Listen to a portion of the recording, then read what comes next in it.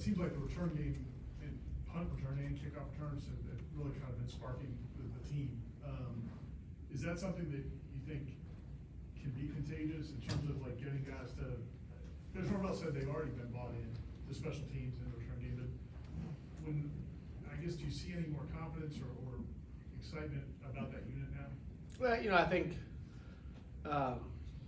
when you have the on-field success, it just reinforces the messaging.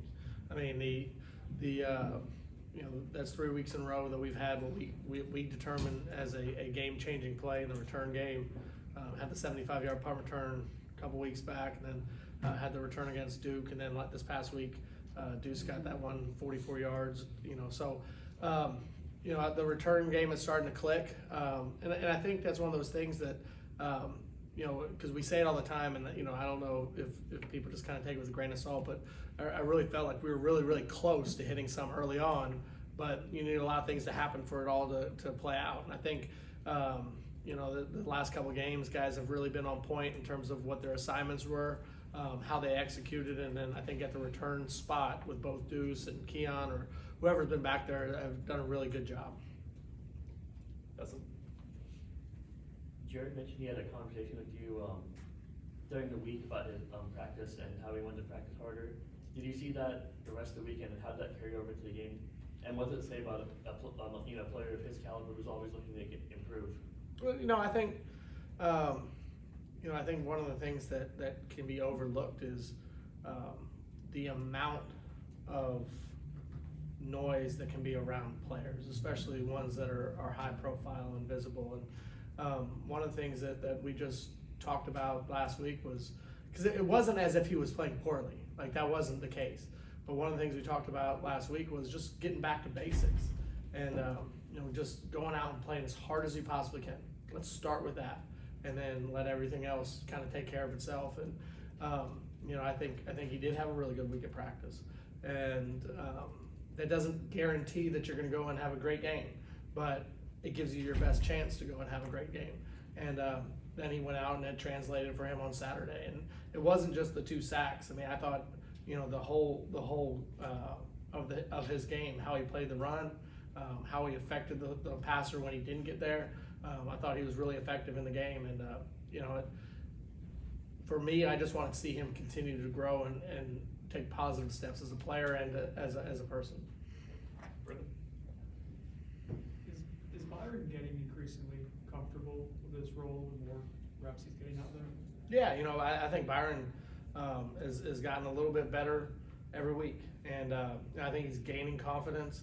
I think he's gaining belief that he has the ability to go in there in any situation and do a good job for us, and that's showing up and reflecting in a lot of different ways. But I'm happy for him and his progress, but it's been a lot of work, and he's persevered through some things throughout the course of his career here to get him to this point.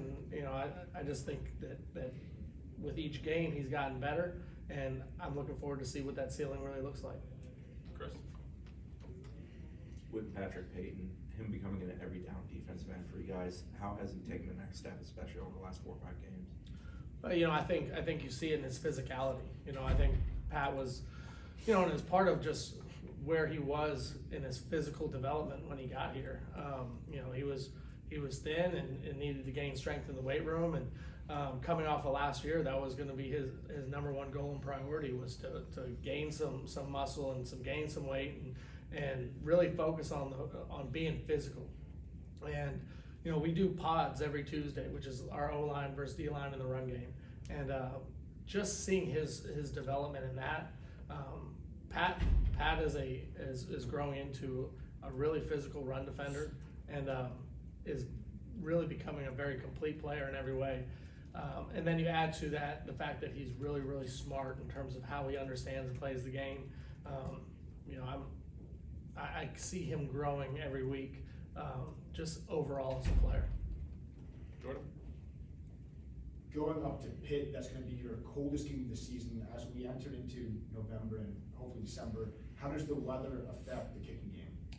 Well, the weather certainly can have an impact, and it impacts the kicking game in a couple different ways. Obviously the ball doesn't necessarily travel as well. when it's a little bit colder. You have more of an opportunity in some cases for wind. That will certainly affect the kicking game. But it will always be addressed, but we also have a mindset and approach that we control the things that we can control. And, we'll be out there early with the kickers because they're, I played in that stadium several times. There is a little bit of wind that sometimes does impact some things there. Probably a little bit, looking at the forecast, maybe not as big of a factor maybe this week, but I'll make sure they're out there and are comfortable with it. And, like I said, we're just gonna focus on the things that we can control but be aware of our situation and surroundings. Obviously, Ryan started the season starting 12 of 12 and then missed that one kick. What will happen on that play, and what do you say to him after to keep him up? Because I know he had some struggles last year with his confidence after a few misses. Sure. I don't think from a confidence standpoint he will be phased. It happens sometimes, and he was the first one to come over. I asked him what happened after the missed kick. He said, I just didn't hit it good. And, that shows some growth and maturity on his part as well. There wasn't a whole bunch of, this happened or that happened. It was just, hey, I didn't hit it good. And if that's the case, you just move on and you do better on the next one. And I'm fully confident that that's where this will head. All right.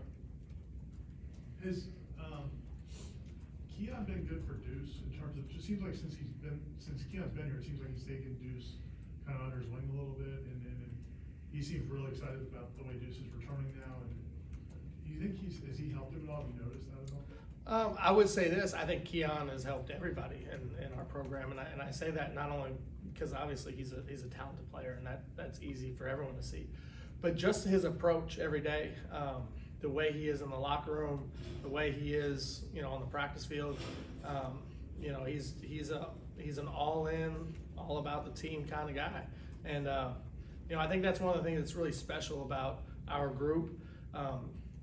And it's neat because it includes even guys that have only been here for a few months. This is a very close-knit team, and I think when your really good players are willing to invest in other guys, it makes everybody better, and I see that with Keon all over the place. Brendan?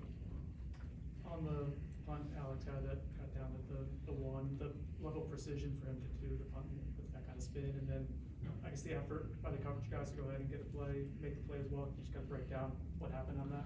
Yeah, so it's a really good testament to where Alex has grown and really his big picture understanding of the game. The particular punt that was called, he actually kicked it a little bit different than I anticipated that he was going to kick the ball.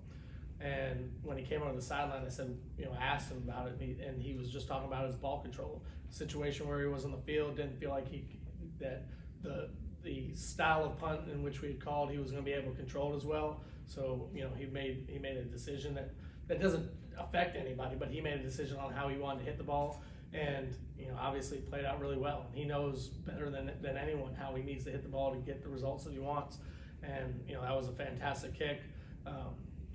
Big play in the game because it ultimately led directly to a score because we were able to get a 3-and-out defensively. And then, for the guys covering, I thought they did a fantastic job. And J-Dub, I do want to point him out on this because what he's been able to do this year on special teams has been awesome. So, I've been really pleased with his growth, and he was the one that got down there and down the ball. And, I think just as a whole coverage unit, those guys take a lot of pride in what they do, but the guys on that play did a really good job. Brendan, you got another one? Going way back to when we were doing Zoom calls in 2020, you remember talking about, I think it was after the UNC game, like if you guys are doing your job right as coaches, the team will get better as the season goes on. And that's kind of been a thing under this regime. I guess simple question of like why has the program gotten better later in seasons? I think it's the consistency of approach. The way that, and it starts with Coach Norvell, the way that he is every single day. His mindset is the objective, and the objective for this program is to get better every day. And that mindset and that will to improve is reinforced every single day. And if your goal is to get incrementally better every day as you go, you're gonna see the results that we've seen since the time that we've been here.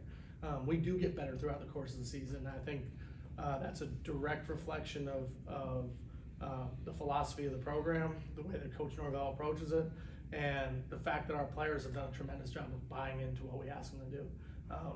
And the consistency of approach is, you know, every single day is essentially the same in terms of what our objective is. And when that's the case, you're gonna see gains throughout the course of the year. We'll go to Ira. I imagine screen game's gotta be challenging for any defensive front, but how well do Coach Atkins, Coach Norvell, that staff, and these players, how well do they execute them when you go up against them? You know, they're as good in the screen game as anyone I've ever had an opportunity to be around and see on a consistent basis. And part of it is that they're really good at disguising the look that gets them into the screen. And then I think that both Coach Norvell and Coach Atkins do a really good job of getting us in that call and great situations. Because I think you need both. I think you need the timing of when that call is made, and then you need the execution of the actual play. And you know, every week it seems like we have a big play in the screen game. And you know, for me, I know as a defensive line coach, that would be concerning going into every game, because you know it's hard to live in both worlds. It's hard to say as a D-line coach, hey, go rush, except watch out for the screen. Like that's hard to do. And you know, when we have had our opportunities offensively to make impactful plays in the screen game, it's really changed games. All good? Okay. Awesome. Thank you. Thanks a lot. Thank you, Coach.